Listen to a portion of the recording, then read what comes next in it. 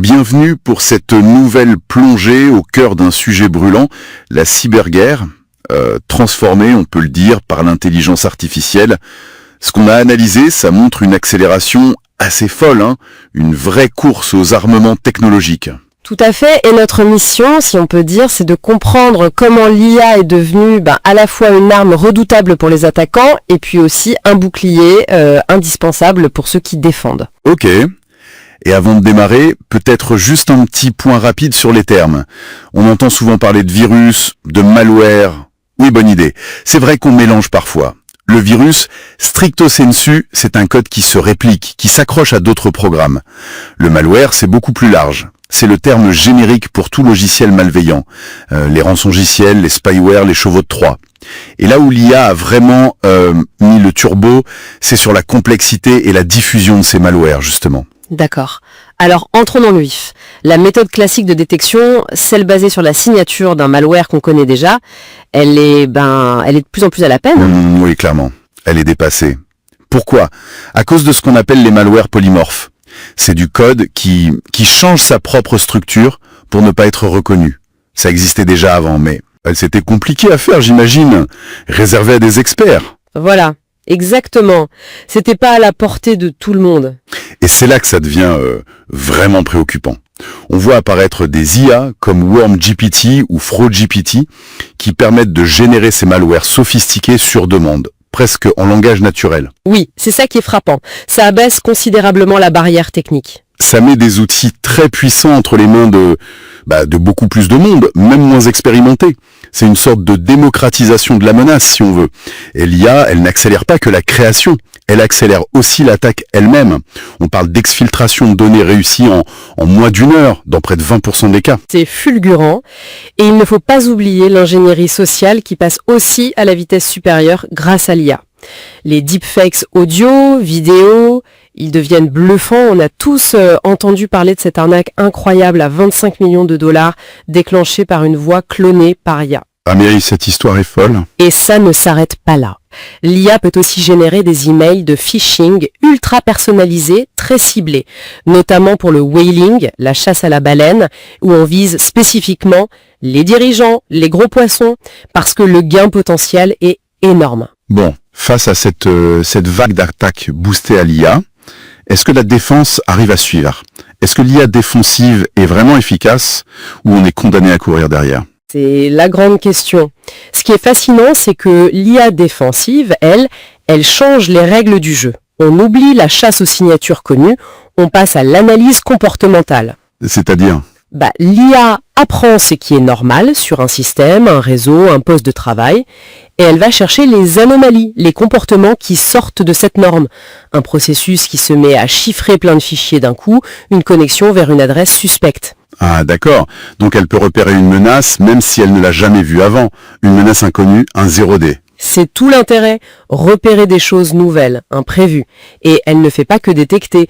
De plus en plus, on parle d'ER, l'automatisation de la réponse aux incidents. ER. Oui. Dès qu'une anomalie vraiment critique est détectée, l'IA peut prendre des mesures immédiates, automatiquement. Isoler une machine du réseau, bloquer un compte utilisateur compromis, c'est quelques secondes ou minutes gagnées, sans attendre une intervention humaine, ça peut tout changer. Je vois. C'est une réponse quasi instantanée ? Exactement. Et on voit aussi des IA assez bluffantes pour aider les analystes. Par exemple, le projet iRare de Microsoft. C'est une IA capable de faire du reverse engineering de malware, c'est-à-dire démonter le code pour comprendre comment il fonctionne. Une tâche qui, normalement, prend un temps fou à des experts humains. Là, l'IA le fait de façon autonome et classe les malwares avec une précision impressionnante. C'est assez puissant. Oui, et il y a un parallèle intéressant avec la biologie, la virologie. Des IA comme Escape sont utilisées pour prédire comment des virus biologiques comme le SARS-CoV-2 pourraient muter pour échapper au vaccin.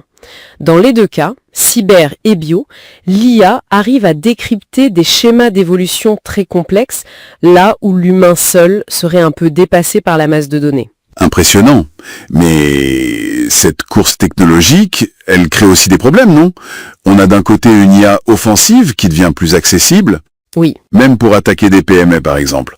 Et les sources montrent que ces PME, justement, elles investissent souvent moins dans leur cyberdéfense, alors même qu'elles sont conscientes du risque. Ça creuse l'écart, non? C'est une vraie inquiétude, cette asymétrie. L'attaquant peut utiliser des outils IA sophistiqués à moindre coût, tandis que la défense basée sur l'IA, ça demande quand même un investissement. Et puis, il faut être lucide, l'IA défensive n'est pas une solution miracle. Ah bon? Quelles sont les limites?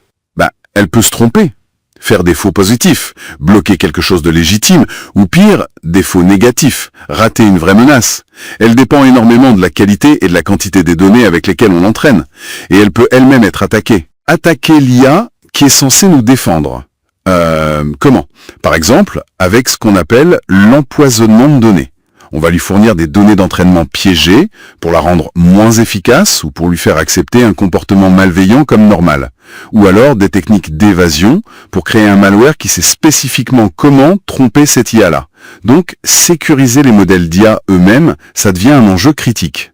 D'accord, donc on ne peut pas juste installer une IA et se dire c'est bon, je suis protégé. Non, absolument pas. Ce qui ressort vraiment, c'est l'importance de la collaboration homme-machine. L'IA est un outil formidable, un coéquipier, pour analyser des montagnes de données, automatiser les tâches répétitives, réagir vite. Mais l'humain reste essentiel pour la stratégie, l'intuition, la compréhension du contexte, la décision finale face à une situation complexe ou inédite. Et la gouvernance est clé aussi, bien sûr. On voit l'importance des cadres fixés par des agences comme l'ANSSI en France ou au niveau européen avec le règlement sur l'IA. Alors, si on devait résumer les stratégies qui semblent incontournables aujourd'hui, il y a quelques points qui reviennent tout le temps dans les analyses. Premièrement, l'approche Zero Trust. En gros, ne faire confiance à personne par défaut, vérifier systématiquement qui accède à quoi. Deuxièmement, investir dans ces outils d'IA défensive dont on a parlé, détection comportementale, réponse automatisée, AR. Troisièmement, et c'est crucial, former, sensibiliser encore et toujours les équipes. L'humain reste souvent le maillon faible face au phishing, aux deepfakes.